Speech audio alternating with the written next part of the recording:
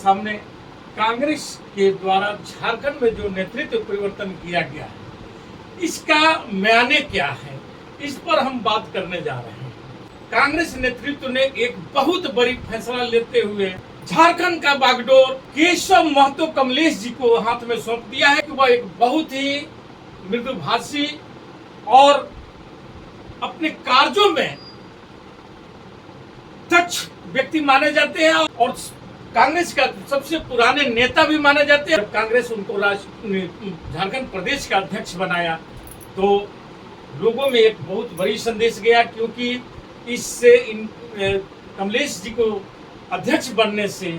कांग्रेस को सबसे बड़ी फायदा यह होने जा रहा है कि जो झारखंड में 46% ओबीसी समाज की वोट बैंक है वह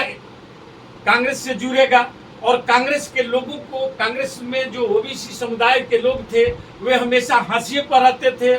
उनकी कोई पूछ नहीं होती थी, सम्मान नहीं मिलता था पार्टी में। वे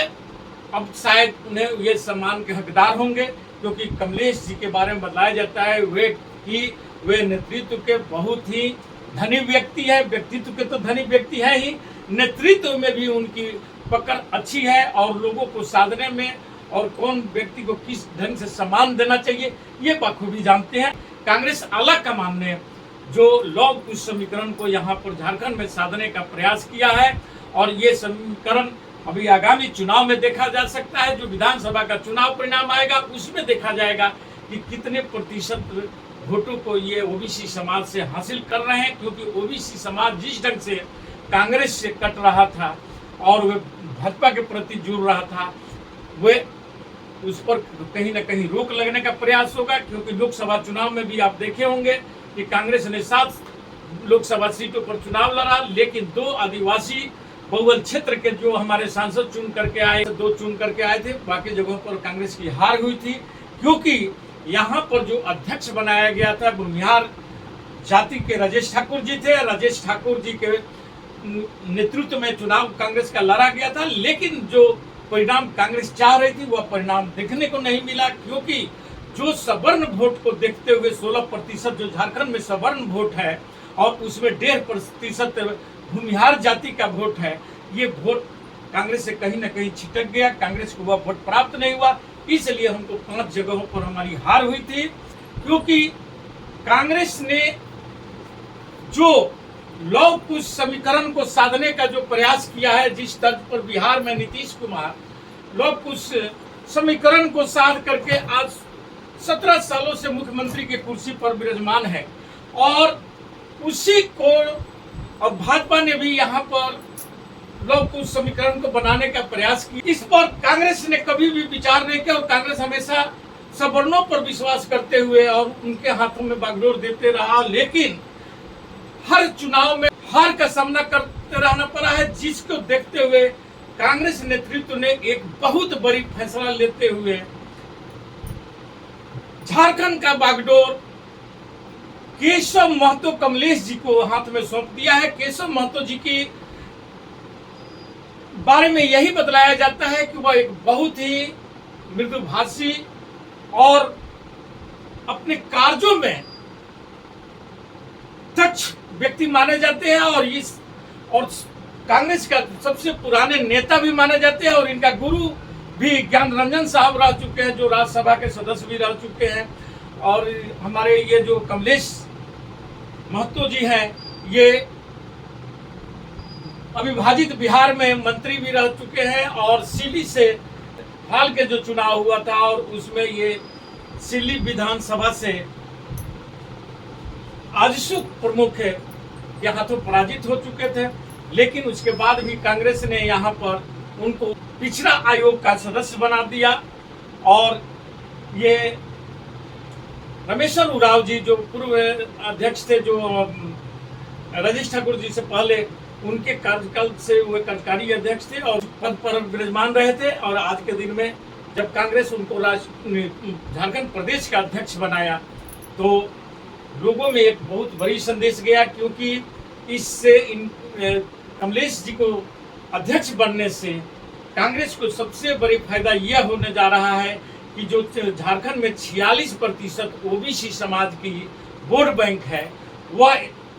कांग्रेस से जुड़ेगा और कांग्रेस के लोगों को, कांग्रेस में जो ओबीसी समुदाय के लोग थे वे हमेशा हाशिए पर रहते थे, उनकी कोई पूछ नहीं होती थी, सम्मान नहीं मिलता था पार्टी में। वे अब शायद उन्हें ये सम्मान के हकदार होंगे, क्योंकि कमलेश जी के बारे में बताया जाता है वे नेतृत्व के बहुत ही धनी व्यक्ति है। व्यक्तित्व के तो धनी व्यक्ति है ही, नेतृत्व में भी उनकी पकड़ अच्छी है और लोगों को साधने में और कौन व्यक्ति को किस ढंग से सम्मान देना चाहिए ये बखूबी जानते हैं। और इसलिए कांग्रेस ने और इंडिया अलायंस में प्रमुख पार्टी हमारे झारखंड मुक्ति मोर्चा के हेमंत सोरेन जी हैं, वे हैं। और ये कॉम्बिनेशन ये बनाने का प्रयास किया जा रहा है, जो आगामी लोग विधानसभा चुनाव है उसमें ये प्रयास किया जा रहा है कि हेमंत सोरेन जी आदिवासी क्षेत्रों का देखरेख करेंगे और वे वहां के वोटरों के प्रति जवाबदेही अपना तय करेंगे। और जो ओबीसी समाज है या अन्य वर्ग के जो लोग हैं, एससी एसटी या सवर्ण नहीं है, इन तमाम लोगों में पैठ इनका केशव महतो कमलेश जी का बहुत अच्छी पकड़ है और इसलिए कांग्रेस ने यहाँ बागडोर इनके हाथ में दिया है। और केशव महतो जी को बारे में एक बात और भी चर्चित है कि ये कांग्रेस से हमेशा जुड़े रहे हैं, क्योंकि ओबीसी में तो और भी बहुत से लोग नेता थे, लेकिन उन लोगों को नहीं बना करके कमलेश जी पर पार्टी ने इसलिए भरोसा जताया है क्योंकि इनकी अनुभव और इनकी कांग्रेस के प्रति वफादारी जो है यह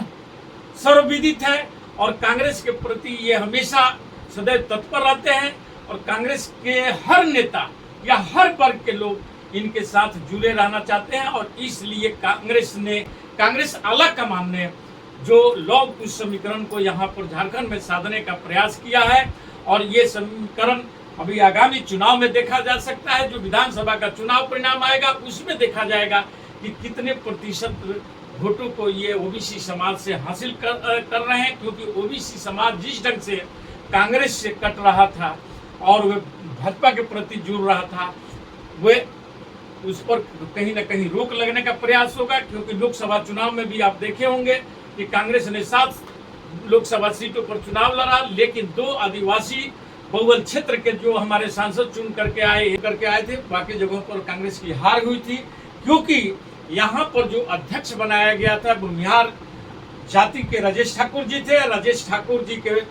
नेतृत्व में चुनाव कांग्रेस का लड़ा गया था, लेकिन जो परिणाम कांग्रेस चाह रही थी वह परिणाम देखने को नहीं मिला। क्योंकि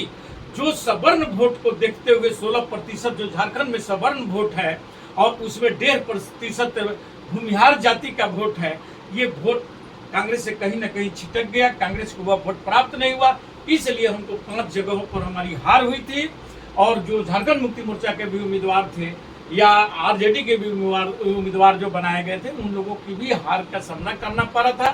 क्योंकि इसमें हमारे जो नेतृत्व आला कमान का जो सोच था और जिस हिसाब से यहाँ का नेतृत्व जिन्हें के हाथों में दिया गया था, वे उस वोटों को एकत्रित करने में विफल हुए थे। लेकिन कांग्रेस दाव चली है और ये दाव ओबीसी को लेकर के चला गया है कि ओबीसी समुदाय को संगठित करेंगे, ओबीसी समाज के हर वर्गों को लोगों से मिलेंगे जुलेंगे। और केशव महतो जी, ये लोकसभा का जो चुनाव होगा जिसमें कांग्रेस को अगले बार 31 सीटों पर चुनाव लड़ा था, लेकिन इस बार कांग्रेस 33 सीट पर अपनी दावेदारी 33 से 35 सीटों पर दावेदारी करने का मन बनाई है। क्योंकि 2 उम्मीदवार हमारे जो ये लोकसभा चुनाव में, एक प्रदीप यादव जी और एक हजारीबाग से आए थे पटेल साहब, इन लोगों के भी यदि जोड़ लिया जाएगा तो 33 सीट का आंकड़ा बनता है। लेकिन बाकी ये देखना है कि जब हमारा इंडिया गठबंधन की जो बैठकें होगी उसमें किस ढंग से हमारे नेता तय करेंगे। क्योंकि इंडिया गठबंधन एकजुट है, इंडिया गठबंधन में किसी प्रकार का झमेला देखने को नहीं मिल रहा है। इसी के साथ मैं अपना वक्तव्य समाप्त करता हूँ। जय हिंद, जय भारत।